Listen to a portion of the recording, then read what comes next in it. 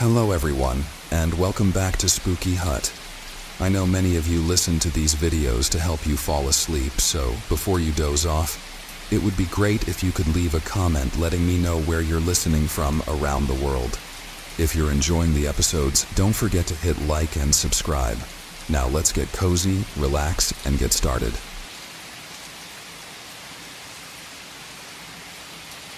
They say every urban legend has a grain of truth buried deep within it. Growing up, I never believed in those tales whispered around campfires or shared in dimly lit rooms during sleepovers. But after what happened to me, I can't unsee the reality behind those legends. My name is Mark Bennett, and what I'm about to tell you isn't just another scary story. It's something that happened to me and changed my life forever. It was a Friday night, and my friends and I had gathered at our usual spot, a clearing in the woods just outside our small town of Ridgeville. We'd been doing this for years, using the woods as an escape from our mundane lives, where the only thing that kept us entertained was beer, stupid dares, and scaring each other with wild stories. That night, though, something felt off. The air was colder than usual, and the shadows seemed to stretch a little too far. Ryan, always the joker, suggested we tell urban legends. "Let's see who can come up with the creepiest one," he said with a grin, his face illuminated by the flickering flames of our campfire. "Winner gets bragging rights." We all agreed, of course. It was a dumb tradition, but it never failed to give us some cheap thrills. Ryan started with the story of Bloody Mary, making exaggerated faces as he described the infamous ghost appearing in mirrors. Then came Sarah with her tale of the Hook Man, the killer who terrorized couples parked in dark lovers' lanes. Mike followed with the classic story of the maniac who escaped from an asylum and roamed the woods near our town, looking for his next victim. When it was my turn, I racked my brain for something good, something different. That's when I remembered an old legend my grandfather used to tell me when I was a kid. He called it the Watchers. "They say there's a stretch of road about 10 miles from here," I began, leaning in closer to the fire for effect. "A forgotten road that no one dares to drive down anymore. It's surrounded by trees so thick that once you're on it, it feels like the forest is swallowing you whole. People say they've seen things watching them from the tree line, shadowy figures, barely human, with glowing eyes. But it's not just that. If you stop on the road at night, they say you can hear whispers. They get louder and louder until you can't take it anymore, and when you try to drive away, you never make it out." My friends laughed, but their eyes betrayed a flicker of unease. "Come on, Mark," Ryan scoffed. "The Watchers? That's the best you got?" "It's real," I insisted. "My grandfather swore it. He said one of his friends disappeared on that road when they were teenagers." "Bullshit," Mike chimed in, shaking his head. "No way, you just made that up." I shrugged, playing it cool. "Believe what you want, but I dare you to drive down it tonight." For a moment, there was silence. The fire crackled, sending sparks into the dark sky. The challenge hung heavy in the air. Ryan was the first to speak. "All right, I'm in. Let's prove this is all just a dumb story." Before I could backtrack, before I could tell them it was just a joke, we were piling into Ryan's beat-up old Jeep, the headlights cutting through the thick woods as we drove towards that forgotten road. I didn't even know if the place existed, but Ryan's determination to call my bluff kept us going. After about 20 minutes of driving, we found it. The entrance to the road was nearly hidden, overgrown with tangled branches and wild grass. The trees loomed overhead, forming an archway of darkness that seemed to swallow the light from the headlights. Ryan hesitated for a second before turning onto the path. The deeper we drove, the narrower the road became. The trees pressed in on both sides, their branches scraping against the Jeep like skeletal fingers. The headlights barely pierced the inky blackness, and I could feel the tension rising in the car. No one was laughing anymore. "This is creepy," Sarah muttered, her voice barely audible over the hum of the engine.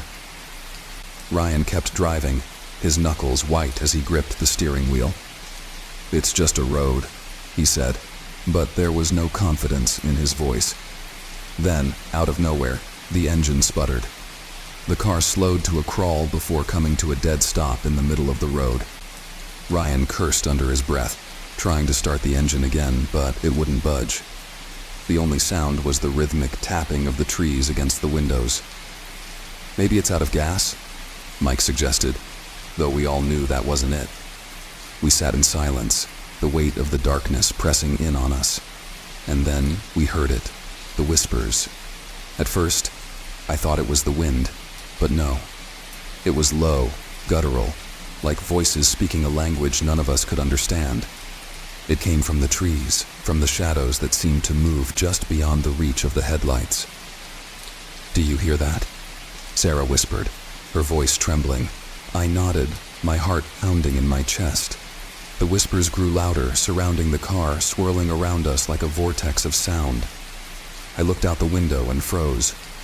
In the darkness between the trees, I saw them. Eyes. Hundreds of them, glowing faintly in the distance. They moved, shifting in the shadows, watching us. I wanted to scream, to tell Ryan to start the car, but my voice was stuck in my throat. "We need to get out of here," Mike said, his voice shaking.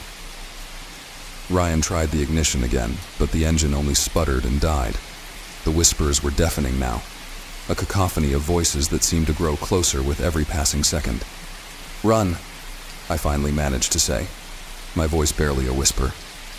Ryan didn't need to be told twice. We scrambled out of the car, our feet hitting the ground hard as we bolted down the road, away from the Jeep, away from the eyes in the trees. The whispers followed us, growing louder, more frantic, as if they were chasing us.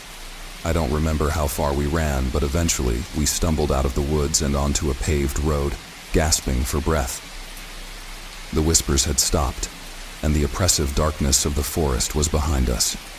We didn't speak. We didn't have to. The fear in each of our eyes said it all. We never talked about that night again, never mentioned the watchers or the road, and we certainly never went back to that clearing in the woods. But sometimes, late at night, when I'm lying in bed, I hear them. The whispers, faint but unmistakable. And when I look out my window, I swear I can see them, those glowing eyes, watching, waiting. Urban legends may just be stories, but some stories are more real than we'd like to believe. And once you've seen the truth behind them, there's no going back.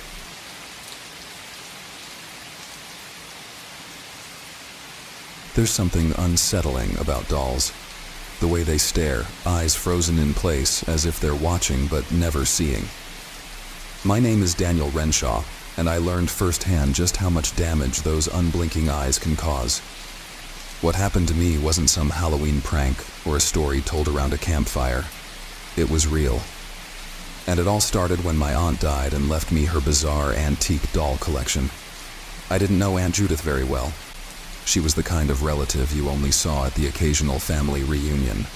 Eccentric, reclusive, and deeply obsessed with strange things. She lived alone in an old Victorian house on the outskirts of town, and rumor had it, she'd spent most of her life collecting weird artifacts. Her pride and joy, though, was a collection of vintage dolls. Hundreds of them, each one meticulously preserved and displayed in glass cases throughout her home. When she passed, I wasn't expecting her to leave me anything, let alone her entire estate. The will was specific. I was to inherit the house, her personal belongings, and the doll collection. I didn't think much of it at first. I figured I'd sell the dolls to some collector and flip the house for a quick profit. But from the moment I stepped into that house, something felt off. The first thing I noticed was the silence. Not the peaceful kind you'd expect from an empty house, but a thick, oppressive silence that seemed to push down on you from all sides. It was the kind of silence that makes you question whether you're really alone. Then there were the dolls. They were everywhere, on shelves, in glass cases, perched on chairs, and even hanging from the walls. Some were old and worn, with faded clothes and cracked porcelain faces, while others looked almost new, their eyes unnervingly lifelike. But it wasn't their appearance that bothered me. It was the way they were arranged, as if they were watching every move I made. I couldn't shake the feeling that something wasn't right with them. Their eyes followed me, or at least, that's what it felt like. I laughed it off at first, chalking it up to my nerves, but as the days went by, strange things started to happen. The first incident was minor. A few of the dolls were out of place. I'd come downstairs in the morning to find one sitting on a different shelf or facing a different direction. I assumed I must have bumped into them without realizing it. But then, one night, I heard it. A giggle. It was faint, almost like a child's laugh coming from somewhere in the house. I froze, every hair on the back of my neck standing up. I was the only one in the house, and there was no TV, no radio, nothing that could have made that sound. I grabbed a flashlight and crept through the halls, checking every room. But there was no one there, just me and the dolls. The giggling became more frequent over the next few nights, always soft, always distant, and always when I was alone. At first, I thought I was imagining things, but then I started to hear whispers, low, unintelligible murmurs that seemed to come from just beyond the edge of my hearing.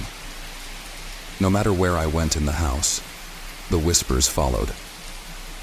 I started losing sleep. Every night, I'd lie in bed straining to listen, half expecting one of those dolls to crawl out of its case and stand at the foot of my bed. I even considered packing up and leaving, but I didn't. Something about the house, about the collection, held me in place. It was like the dolls didn't want me to leave.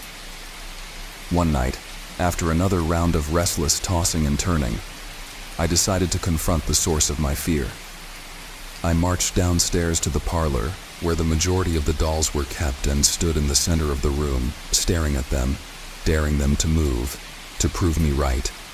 But they just sat there, silent, still, their glassy eyes reflecting the light of my flashlight. That's when I noticed it. One of the dolls was missing. There had been a small porcelain doll in a yellow dress sitting in a glass case near the window. It had been there the day before, but now the case was empty. I searched the entire house, growing more frantic by the minute, but the doll was gone. How could it have just disappeared? The next morning, I found it sitting in the kitchen, propped up on one of the chairs at the table, as if waiting for me. That was the breaking point. I knew then that I wasn't dealing with just an overactive imagination or a few misplaced dolls. There was something wrong with this house, with this collection. I needed answers, and fast. I dug through Aunt Judith's old journals, desperate to find some clue about what was going on. Most of it was ramblings about her obsession with the supernatural, but then I found something that chilled me to the bone. One of the entries mentioned a specific doll, a cursed doll, she called it. According to the journal, this particular doll had been made in the 1800s by a man who dabbled in dark magic. He believed that he could trap spirits inside objects, and he chose dolls as his vessels. Aunt Judith wrote that this cursed doll, the one in the yellow dress, was the most dangerous of all. It wasn't just one spirit trapped inside. It was many, all vying for control. I didn't believe in curses, but after what I'd experienced, I couldn't ignore the possibility. I had to get rid of that doll. I wrapped it up in an old blanket, threw it in the back seat of my car, and drove out to a remote field. I planned to bury it deep enough that it would never see the light of day again. But as I dug, the whispers started, louder this time, more insistent. I could feel eyes on me, even though I was alone in that field. My hands were shaking as I tossed the doll into the hole and started covering it with dirt. I thought that would be the end of it. But when I got back to the house, the doll was sitting on the front porch, dirt still clinging to its yellow dress. I tried everything after that, burning it, throwing it in the river, even locking it in a safe and dropping it in a quarry. But no matter what I did, it always came back. The house grew darker with each passing day, the air heavier, the whispers louder. The other dolls began to move, not just from shelf to shelf, but in ways that defied logic. I'd see them out of the corner of my eye, their heads turning slowly to follow me, their limbs twitching when I wasn't looking. I knew then that I wasn't just dealing with one cursed doll. The entire collection was tainted, each doll carrying a piece of whatever malevolent force had taken root in the house. I'm writing this as a warning to anyone who ever comes across my aunt's collection. I've tried to destroy it, but it won't let me. It won't let anyone.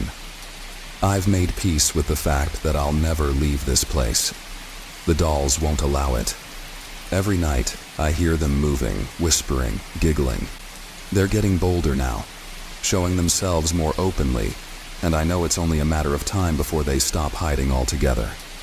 So if you're reading this and you find yourself in possession of an old doll, one with eyes that seem too lifelike, too aware, get rid of it.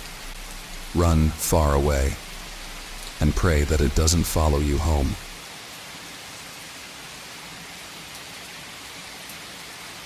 I wish I had just kept driving, ignored the turnoff altogether. But as fate would have it, curiosity always had a way of steering my life off course. I had heard about the old Ridley Asylum on the outskirts of town, where time had left its mark like scars on an aged face, but I never thought I'd actually find myself there, alone, in the dead of night. The crumbling facade loomed before me, a darkened silhouette against the midnight sky. It was one of those places spoken about in hushed whispers, where stories of strange occurrences and ghostly apparitions seemed to cling to the very bricks, like a sickness. No one ever really went there, at least not anyone who made it back to tell the tale in full. And yet, the building's sordid history and the rumors that swirled around it had always held a morbid fascination for me. I wasn't a thrill seeker exactly, but maybe there was something broken in me too, some unspoken need to confront what others avoided. I parked the car at the gate, its rusted chains hanging loose from a padlock someone had pried open long ago. I pushed through, the groan of metal unsettlingly loud in the otherwise silent night. With each step toward the asylum, an icy wind whispered through the surrounding forest, as if warning me to turn back. But I couldn't shake the sense that I was already in too deep, that some part of the asylum had already claimed me the moment I'd set my eyes on it. The main door was unbolted, hanging off one hinge. I stepped inside, into a suffocating darkness that felt heavy, almost sentient. Dust filled the air like a fog, and the smell of mold and decay hit me in waves, as though the very walls were exhaling centuries of despair. The beams of my flashlight sliced through the dark, illuminating peeling paint, cracked tiles, and the remnants of an era best forgotten. Somewhere far off, a faint scraping echoed down the hall, a sound that sent a shudder crawling up my spine. I wasn't sure if I was hearing things, or if something was really moving in the shadows just beyond the reach of my light. I tried to ignore it, chalking it up to rodents or a loose window frame swaying in the wind. I needed to keep myself grounded in logic, I told myself. There was no room for fear if I was going to make it through the asylum, document whatever relics of history I could find, and leave with my sanity intact. The halls seemed to stretch on endlessly, labyrinthine in design. The longer I walked, the more I felt the asylum shifting around me, as though the corridors were folding in on themselves, tightening like a trap. It made no sense. I'd studied the layout before coming here, knew exactly where the patient rooms, the cafeteria, and the isolation cells were located. Yet it was as if the asylum itself was defying the constraints of reality. That's when I saw it. A figure, or rather the shadow of one, darting across the end of the corridor ahead. I froze, every muscle in my body stiffening. The beam of my flashlight trembled as I swung it toward the spot, but there was nothing there, just an empty hallway that seemed to mock my fear. "Hello?" I called out, my voice barely a whisper. I wasn't sure what I hoped for, that someone would answer or that they wouldn't, but the silence that followed was thick, as though the walls were listening, considering my intrusion. I continued forward, reaching what appeared to be the patient records room. The door creaked as I pushed it open, revealing rows of dusty file cabinets, their labels faded and peeling. I began sifting through the files, hoping to find something, anything, that could give me a sense of who these people were, what had happened to them. The documents were filled with clinical jargon, but certain words stood out, scribbled in the margins with frantic urgency. Psychotic, violent, inhuman. I picked up a particularly thick file, marked with a patient's name that had been scratched out with thick black ink. As I flipped through the pages, I was startled by a sudden crash behind me. I spun around, but saw only the overturned chair lying in the corner, its metal legs still vibrating as if it had been thrown. My pulse quickened. I hadn't touched that chair. A low, mournful wail rose from somewhere deep within the building, an inhuman sound that seemed to seep through the walls and into my very bones. It was as though the asylum itself was crying out, begging for release from the agony that had permeated it for so long. And then I heard it. A whisper, so close it could have been right against my ear. Help. Me. I bolted from the room, stumbling over debris in my haste. The whisper seemed to follow me, growing louder, more desperate with each step. I wasn't sure where I was going anymore, just that I needed to get out of the asylum, out of this nightmare. But no matter how many turns I took, the exit remained elusive. The corridors all looked the same, repeating endlessly like some grotesque funhouse. The air grew colder, and the darkness thickened until it felt as though I was wading through ink. I found myself in the basement without even realizing how I'd gotten there. The stairwell I'd descended was steep and narrow, almost hidden.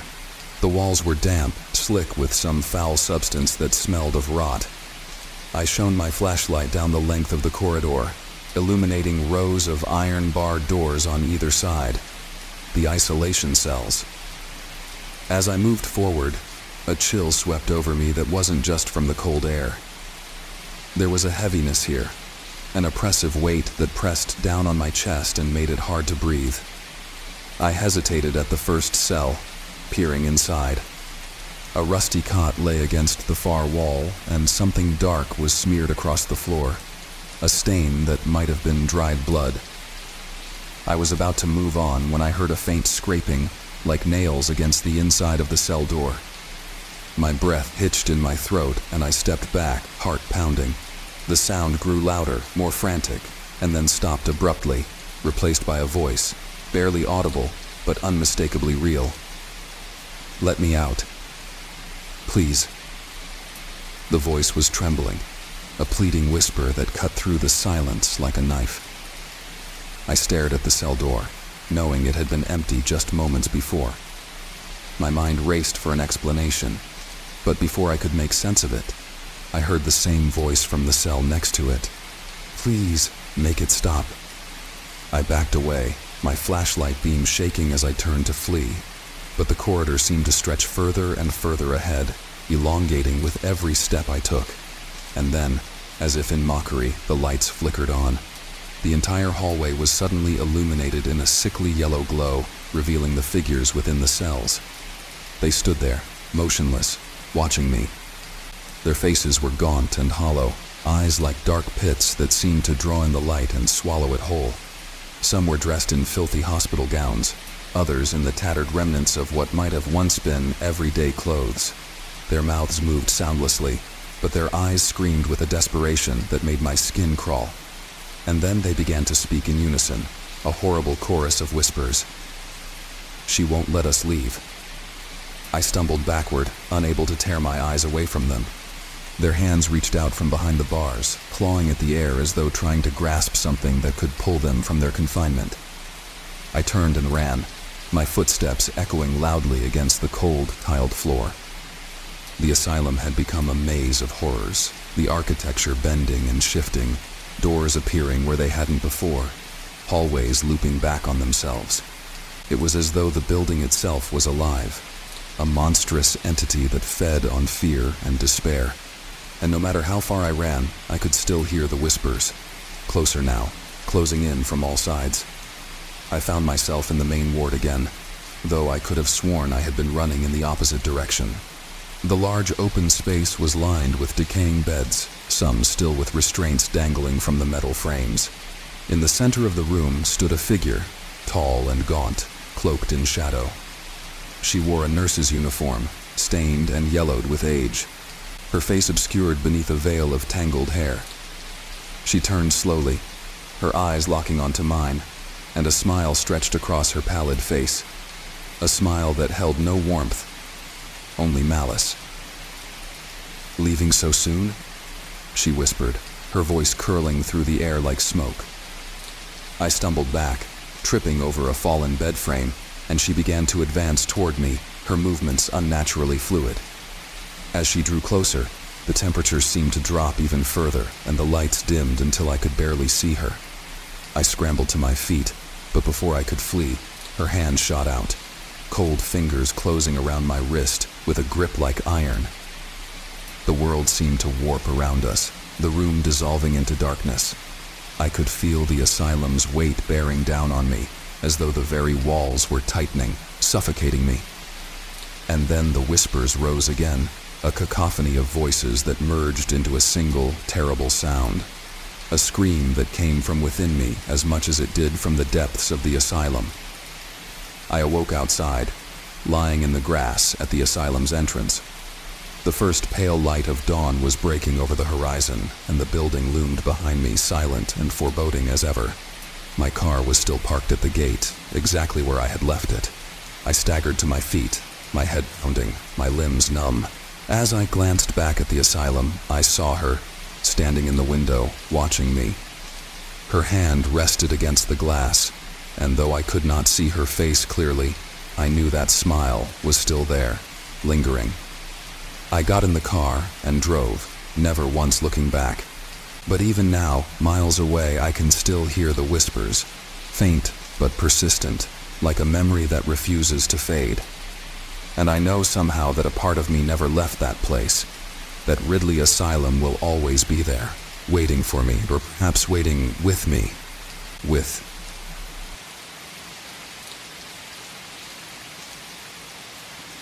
I don't know why I went in there.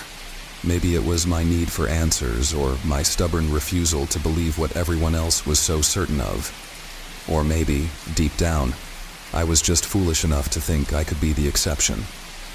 For as long as I can remember, the stories about Blackwood Forest have been the stuff of small-town legend.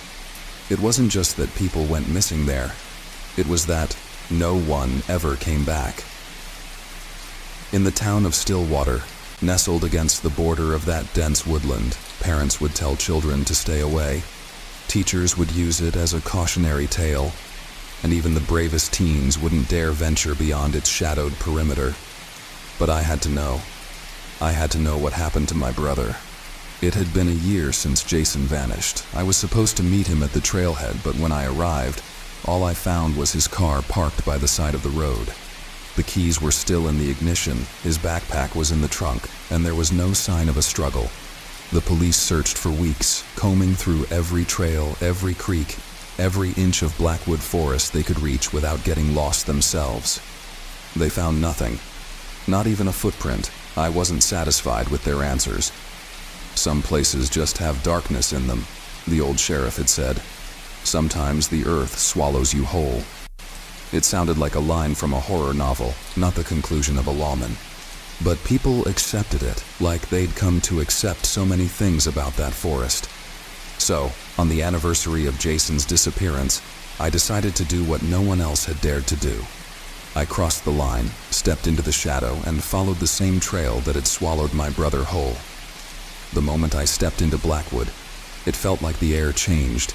It was thicker, heavy with the scent of damp moss and decaying leaves, and the temperature seemed to drop a good 10 degrees. Sunlight barely penetrated the thick canopy overhead, and even then, the beams seemed to fade quickly into a dim twilight that clung to the ground like fog. I clutched the flashlight in my pocket, the familiar weight of it offering a shred of comfort. I'd brought along other supplies too, a knife, a map, food, water, anything I thought might help. But as I walked deeper, the trail seemed to shift, almost as if it was alive, subtly nudging me in different directions. The map became useless. The paths didn't seem to match any of the lines scribbled on the paper. I felt the forest closing in around me, every tree an ancient sentinel, its bark scarred and twisted like the face of some old madman. I don't know how long I walked before I saw the first sign of something wrong. There, on the edge of the path, was a shoe, an old, battered sneaker half buried in the mud, the kind Jason used to wear. I crouched down, brushing away the wet earth, but there was no other clue as to who it belonged to. As I stood, I noticed something else, a sound, barely audible, coming from deeper in the woods. It was like whispering, soft and disjointed, just on the edge of my hearing. I strained to catch the words, but they were impossible to understand. Yet somehow, they seemed familiar, like fragments of a forgotten memory. I shook off the chill creeping up my spine and kept moving, even as the voices seemed to follow me. I tried to convince myself it was just the wind, the way it whistled through the branches in the hollows, but deep down I knew that wasn't true. It felt directed, almost purposeful. Then I found the second thing, a ragged piece of cloth snagged on a thorn bush. It looked like it had once been part of a jacket I recognized. It was Jason's. My stomach twisted with a mix of hope and dread, and I took out the knife, using it to free the cloth from the bush. I began calling out his name, but there was no answer. Just more of that whispering, louder now, like a gathering of unseen mouths murmuring secrets. I couldn't tell which direction it was coming from anymore. It seemed to be everywhere. Panic tugged at the edges of my mind. I wasn't just lost. It felt like the forest itself was changing, shifting as if it were some living, breathing thing that had awoken and taken notice of me. The next few hours passed in a blur of darkness. It felt like I had been walking in circles. My phone had no signal, the map was useless, and every time I thought I was making progress, I'd come across the same twisted tree or the same fallen log. And then, just as the last slivers of daylight began to fade completely, I saw it. A cabin. I hadn't expected to find anything man-made this deep in the woods. It was old, with sagging walls and a roof patched with rusted metal. The windows were dark, like empty eyes, staring out into the woods. As I approached, I saw that the door was slightly ajar, creaking as the wind nudged it back and forth. The same soft whispers seemed to drift out from within. Against my better judgment, I went inside. The air inside the cabin was stale, the wooden floorboards creaked beneath my weight, and the walls were lined with shelves of dusty trinkets, old photos, strange artifacts, and faded newspaper clippings. But one thing stood out. On the far wall was a map of Blackwood Forest, only this one was different from mine. It was filled with markings, symbols I didn't recognize, and red lines that crisscrossed the paths like veins. And then there was a single note, scrawled across the bottom of the map in a hand that made my skin crawl. "They see you." My breath caught in my throat. I turned to leave, but something moved at the edge of my vision. A figure standing just outside the window. It was shrouded in shadow, its face obscured, but I could feel its gaze. I stumbled back, my flashlight slipping from my hand and rolling across the floor, its beam spinning in wild arcs. When I managed to pick it up and direct the light back towards the window, the figure was gone. I burst out of the cabin, not caring which direction I ran. I just needed to get away. But as I fled, the whispers became a roar, and the forest seemed to close in tighter, the trees almost bending towards me. My vision blurred with panic, and then I stumbled into a clearing. There, at the center of the clearing, was a circle of stones.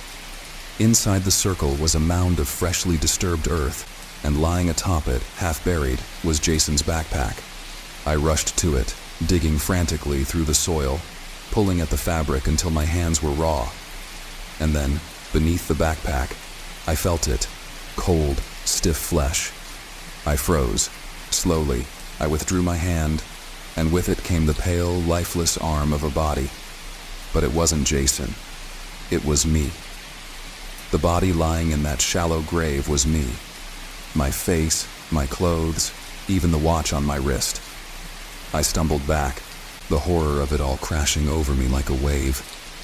But the figure I had seen earlier, it was there again, standing at the edge of the clearing, watching me. It stepped forward, into the dim light, and I saw its face clearly for the first time.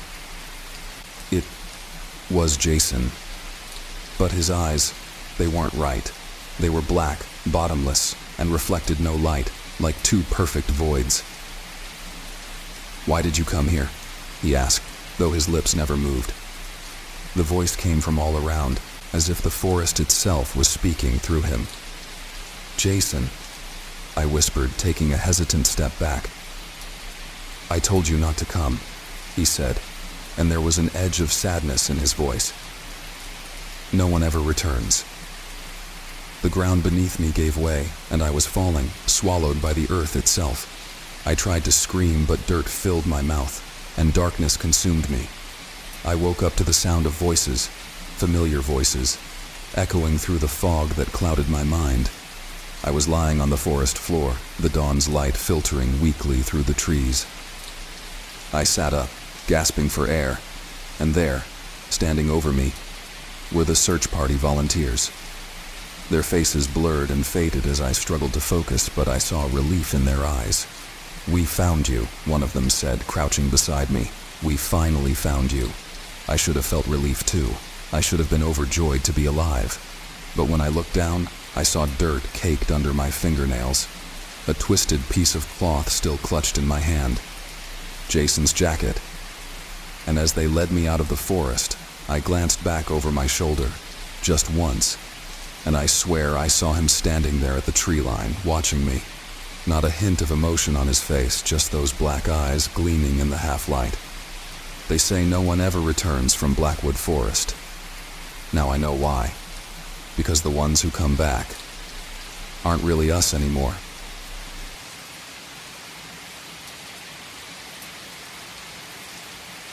I always thought legends were just that. Stories passed down through generations to scare kids or keep people in line. That was until last summer, when I came face to face with something that shattered my understanding of reality. My name is David Evans, and I'm 27 years old. I live in Flagstaff, Arizona, and I've spent my entire life hiking, camping, and exploring the rugged beauty of the Southwest. I've seen things in the desert, wild animals, strange lights, and the occasional storm that feels more supernatural than natural. But nothing could have prepared me for what happened at the edge of Navajo territory. It started as an innocent trip. My friend Ethan and I had taken a few days off work to explore the remote parts of Monument Valley. The landscape there always felt otherworldly, monolithic red rocks rising out of the ground like ancient sentinels. We were both looking forward to a few nights under the stars, away from the noise of everyday life. On our second night, we set up camp near an old, dried-out riverbed. The Navajo Nation's border wasn't far from where we were, and we had heard whispers about the land being sacred. People said to respect it, but we didn't think much of it. After all, we weren't planning to disturb anything.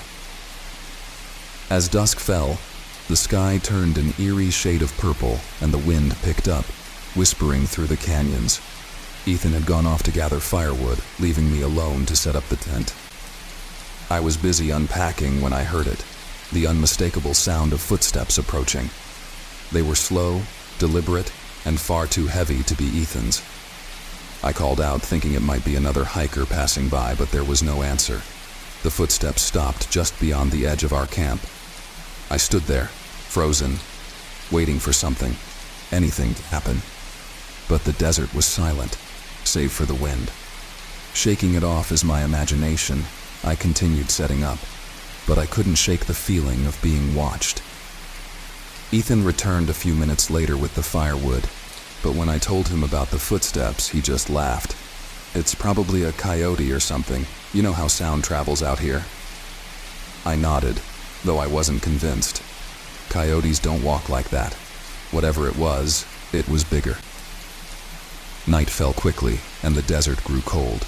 We built a fire, cooked some food, and shared stories under the stars, trying to shake off the unease I felt earlier. The flames danced in the wind, casting long shadows across the rocky ground. Ethan told a few jokes to lighten the mood, and for a while, it worked.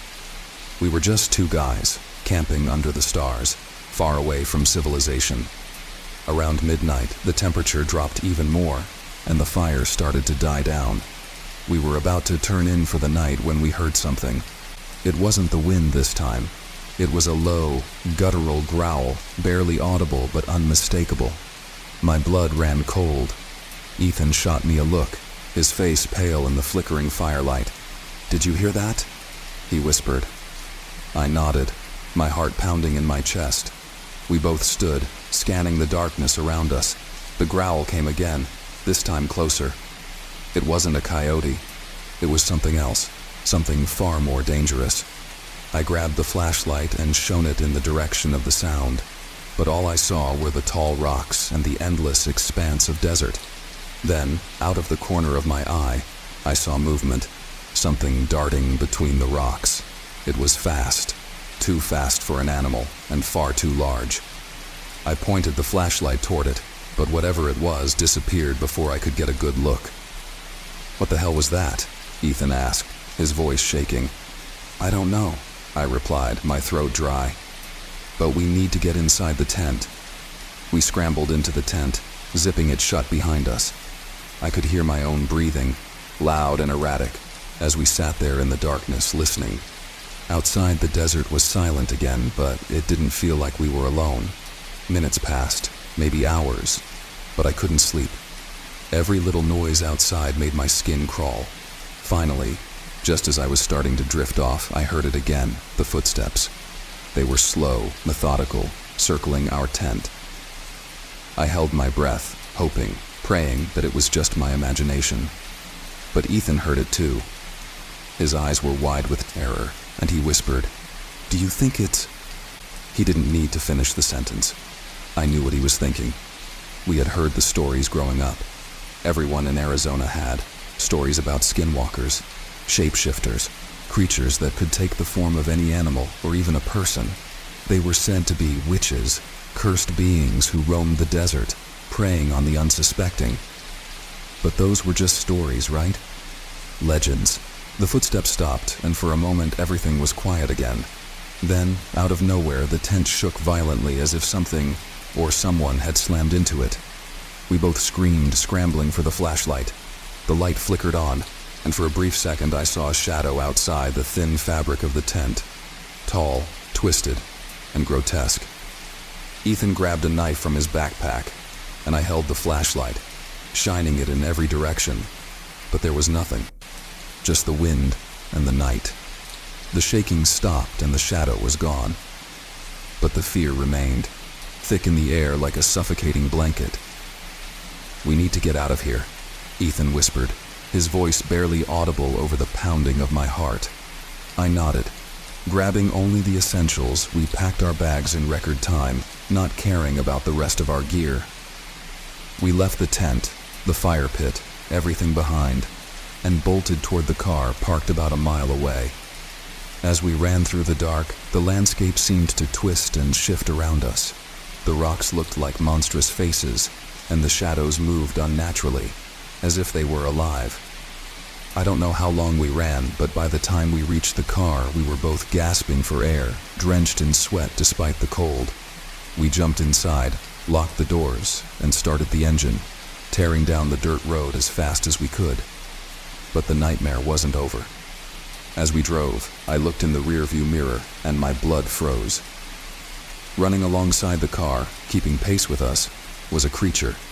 It was humanoid, but twisted and wrong.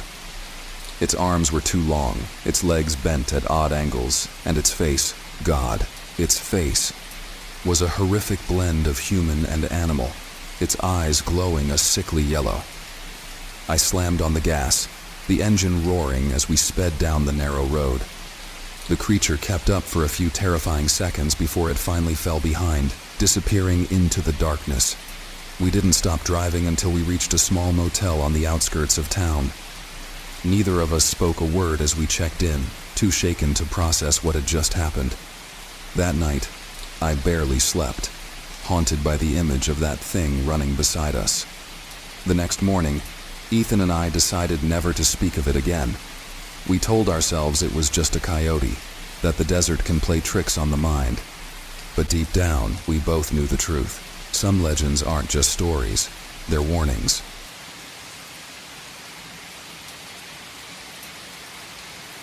I didn't believe in demons, not until they found me. It all began a month ago when the first incident happened. Before then, our town was quiet, almost boring, where nothing truly frightening ever took place. Sure, there were whispers of hauntings and some old family legends, but nothing more sinister than a few unexplained creaks in the night. So when Marla Henderson, the sweet old woman who lived 3 houses down, was found dead in her own living room with her eyes wide open and a grotesque grin plastered on her face, it was easy to chalk it up to a sudden heart attack. That's what everyone thought. Everyone but me. I had seen Marla the day before. She'd been sitting on her porch, knitting like she always did, humming an old church hymn to herself. But there had been something else. Something in the way she glanced up at me as I walked by. A flicker of fear in her eyes. Or maybe it wasn't fear. Maybe it was something darker, something I didn't want to think about. But I did think about it. I thought about it every day after that, especially as more people began to die. One by one, the deaths occurred in quick succession. They weren't always like Marla's. Sometimes the victims were found contorted in ways no human body should bend. Other times their faces were frozen in expressions of utter terror, mouths open in silent screams, as though something unspeakable had found them in the night. By the end of the second week, the whole town was in a panic. People wouldn't leave their homes after dark, and those who did swore they could hear strange whispers following them, voices that seemed to come from everywhere and nowhere at once. I tried to convince myself it was all some sick coincidence, that there had to be a rational explanation for it. But then came the night I started hearing the voices too. It was past midnight, and I had been lying in bed, staring at the ceiling, my mind racing through a dozen different theories. Outside, the wind howled, and the branches of the old oak tree scraped against my window. I had almost managed to convince myself to fall asleep when I heard it. A low, guttural whisper. At first it was too faint to understand, like a voice carried on the breeze. I strained to listen, thinking maybe it was just the wind playing tricks on my ears. Then I heard it again, clearer this time. "Come and see." I sat up, heart pounding. I wasn't alone. The voice seemed to be coming from everywhere, echoing through the walls, seeping through the cracks in the floorboards. It felt as though it were crawling into my head, wrapping itself around my thoughts, suffocating my reason. I stumbled out of bed and reached for the light switch, but the moment I flipped it on, the bulb shattered, plunging the room into darkness. I stood there, breathing hard, as silence fell again. But it wasn't just the quiet of an empty room. It was an unnatural stillness, as if the entire world were holding its breath, waiting for something to happen. Then, from the darkness, I heard a different voice. It wasn't a whisper this time. It was a voice I recognized, my own. "You shouldn't have ignored the signs." I didn't sleep that night. The next morning, I decided I needed answers. If something was happening in this town, I wasn't going to sit by and let it happen to me. I started asking questions, digging through old newspapers and talking to the few neighbors who were willing to share their suspicions. Most of the stories were the same. A strange chill in the air, a sense of being watched, and the feeling that there was something out there, just beyond the edge of perception, waiting for its moment to strike. But there was one story that was different. Mrs. Cartwright, an elderly woman who lived at the edge of town, had been around long enough to know more about our town's history than anyone else. She was frail and hunched over with age, but her eyes burned with a sharpness that seemed untouched by time. When I visited her, she welcomed me in with a knowing look, as if she had been expecting me. As we sat at her kitchen table, she leaned forward and said in a voice barely above a whisper, "It's the Belwick curse." I had heard of the Belwicks before, of course. They were one of the oldest families in town, and there had always been rumors about them dabbling in things they shouldn't have. Occult rituals, dark magic. Their old mansion had been abandoned for decades, sitting like a rotting husk on the outskirts of town. Mrs. Cartwright said the deaths started when the last Belwick, Elias, died under suspicious circumstances 50 years ago.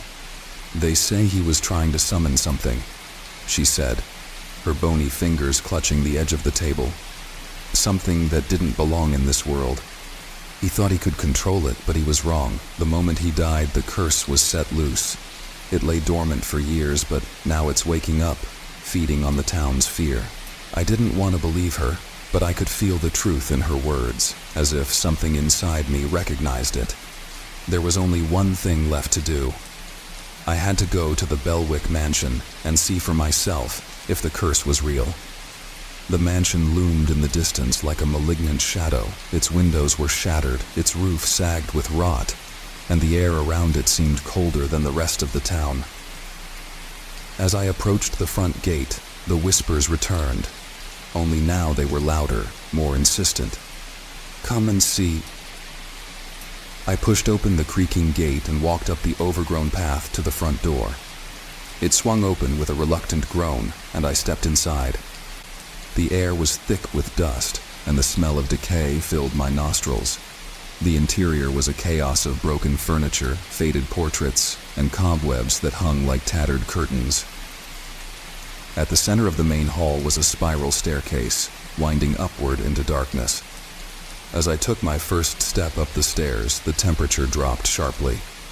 I felt a prickling sensation on the back of my neck, and the whispers grew louder, overlapping into a chaotic cacophony. I reached the top and found myself in a narrow hallway lined with doors, each one closed tight. But at the end of the hallway, one door was ajar, a faint flicker of light spilling out from inside. I approached cautiously, my pulse thudding in my ears. The light wasn't coming from a lamp or a bulb. It was an unnatural, pulsing glow, like the flicker of dying embers. I pushed the door open and found myself in what must have been Elias Belwick's study. The walls were covered in ancient symbols and diagrams, drawn in some dark, crusted substance I didn't want to think about. In the center of the room was a circle of blackened candles, their flames burning an eerie blue. And then I saw it. A book lying open on the floor, its pages filled with spidery writing that seemed to writhe and shift as I looked at it. The title at the top of the page read, "The Rite of Awakening." I felt a sudden pull, as though something was dragging me forward, urging me to read the words written there.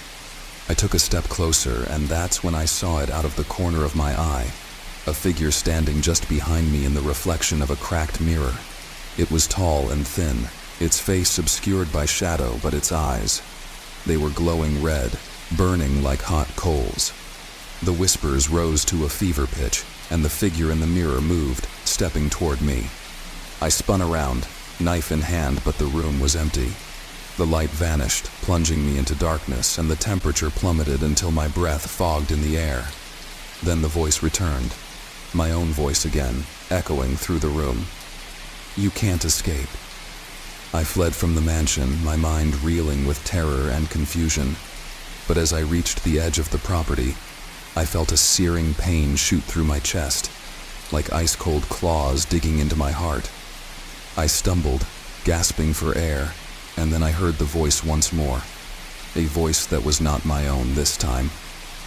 "You've been marked." Since that night, things haven't been the same. The voices follow me everywhere now, louder and more demanding. I see glimpses of that shadowy figure wherever I go, in the corner of my bedroom, in the darkened windows of the houses on my street, in the reflection of my own eyes. The deaths have continued, more frequent and more horrific, and people are whispering that it's all connected to me. They say I brought the curse back to life. I'm beginning to wonder if they're right.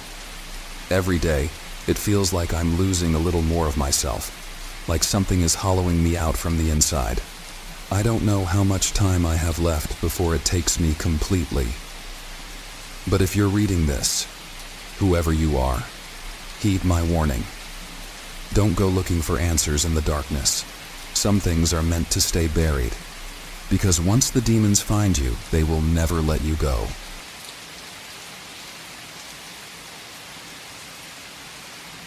I always believed that the wilderness was where I felt most at peace. The vast expanse of towering trees, the crisp air, and the silence, broken only by the occasional call of an animal, had a way of grounding me. But after what happened in Shenandoah National Park last summer, I don't think I'll ever step foot in the woods again. My name is Mike Carter. I'm 32 years old, an experienced hiker, and I've spent most of my free time exploring national parks all over the country. I've always been cautious, prepared for anything nature could throw at me: bears, storms, rough terrain. But nothing could have prepared me for what happened on that solo trip. The wilderness, I realized too late, hides more than just beauty. It hides things we aren't meant to see. It was supposed to be a simple weekend hike. 2 nights in Shenandoah, exploring the lesser-known trails, camping out under the stars. I'd done it dozens of times before. I packed light but made sure to bring my essentials: tent, water filter, first aid kit, the usual. I even told my friend Jess about my plans, giving her my route and expected return time. I wasn't stupid. I knew how easily people could get lost in these forests. I started the hike early Friday morning. The trail was deserted, as I had hoped. Most tourists stuck to the more popular routes, but I wanted something remote, something off the beaten path. By mid-afternoon, I had made good progress, miles away from any sign of civilization. The forest was thick, the air heavy with the scent of pine and earth, and the only sound was the crunch of leaves under my boots. Everything was perfect, until it wasn't. It started with a strange feeling. You know that sensation when you're sure someone is watching you? I brushed it off at first, figuring it was just nerves from being out there alone. But as the sun dipped lower, the feeling grew stronger. I would pause every so often, scanning the trees, looking for any movement. Nothing. But I couldn't shake it. I even laughed at myself, thinking maybe I was just spooked by the isolation. Around dusk, I reached a clearing where I planned to set up camp. The place was perfect, open enough for my tent, surrounded by trees for shelter, and close to a small stream for water. As I started unpacking, I noticed something strange. On the far side of the clearing, nestled between 2 large trees, was a pile of rocks. At first, I thought it was just a cairn, something hikers used to mark trails. But as I got closer, I realized that wasn't it at all. The rocks were arranged in a circle, meticulously stacked, almost ritualistic in appearance. In the center of the circle was a small wooden carving, a figure, barely 6 inches tall, with distorted limbs and a grotesque face like something out of a nightmare. My stomach tightened. I wasn't one to believe in the supernatural, but this felt wrong.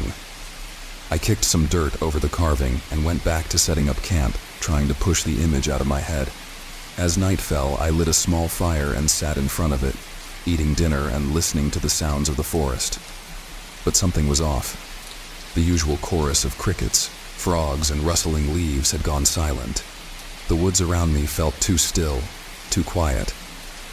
I told myself it was just my imagination, but deep down, I knew something wasn't right. That night, I slept horribly.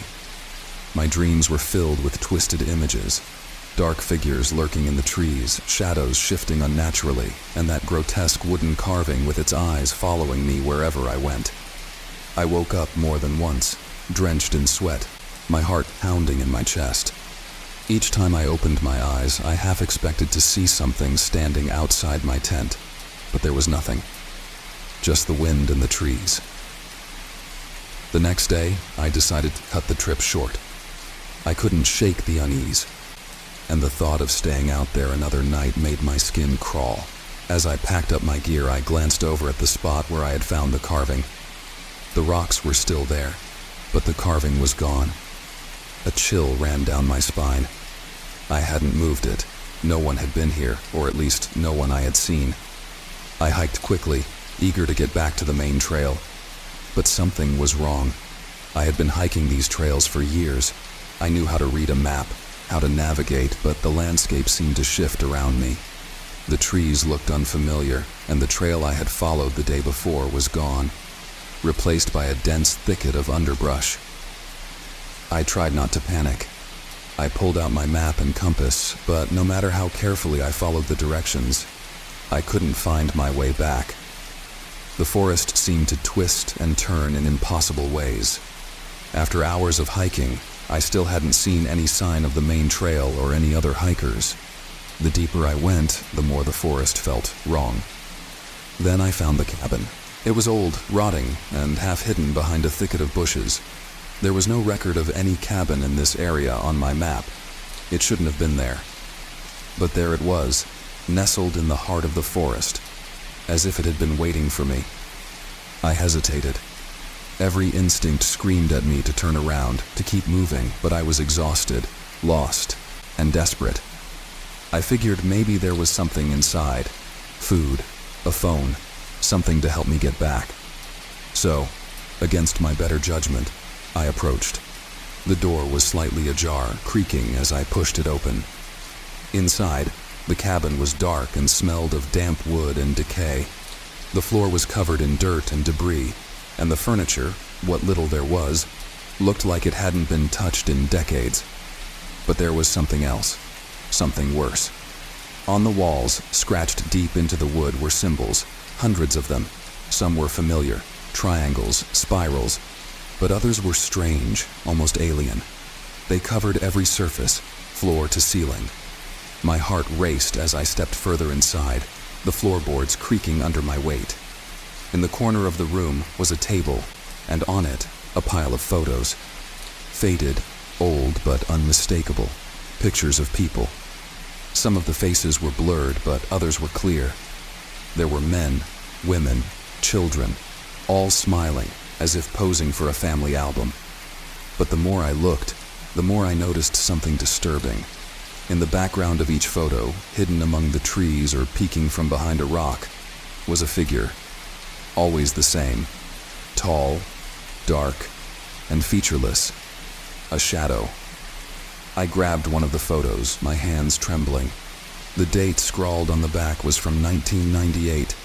I shuffled through the others, 1995, 2003, 2010, each with that same figure lurking in the background.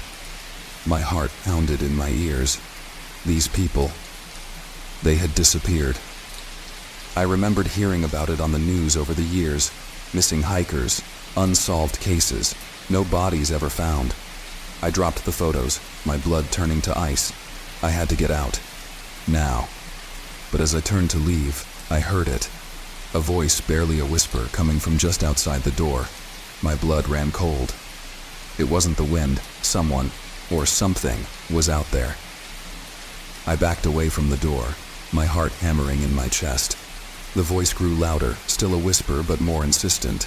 It was saying something, but I couldn't make out the words.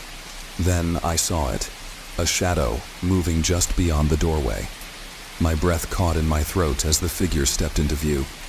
It was the same figure from the photos, tall, impossibly tall, with limbs that seemed too long, and a face that was nothing more than a void. It didn't move like a person. It glided, silent and slow, toward the cabin. I didn't think. I ran. Bursting through the back door, I sprinted into the woods, not caring where I was going. I could hear it behind me, the soft crunch of leaves, the whispering voice, growing louder, closer. I ran until my legs burned, until my lungs felt like they would burst, but the forest never ended. The trees seemed to close in on me, twisting and warping, the shadows stretching and bending in impossible ways. Finally, I stumbled upon a ranger station, a small wooden outpost on the edge of the park. I don't remember much after that. I collapsed, gasping for air, trying to explain what had happened, but the words wouldn't come. The rangers found me the next morning, shaking, covered in cuts and bruises. They searched the area but found no cabin, no figure, no photos, nothing. I left Shenandoah that day and never went back. I tried to forget, but I can't. Not when I know that out there, hidden deep in the woods, something waits. Something that's taken people before, and something that nearly took me. The wilderness isn't just a place of beauty. It's a place of darkness, a place where things disappear and sometimes they never come back.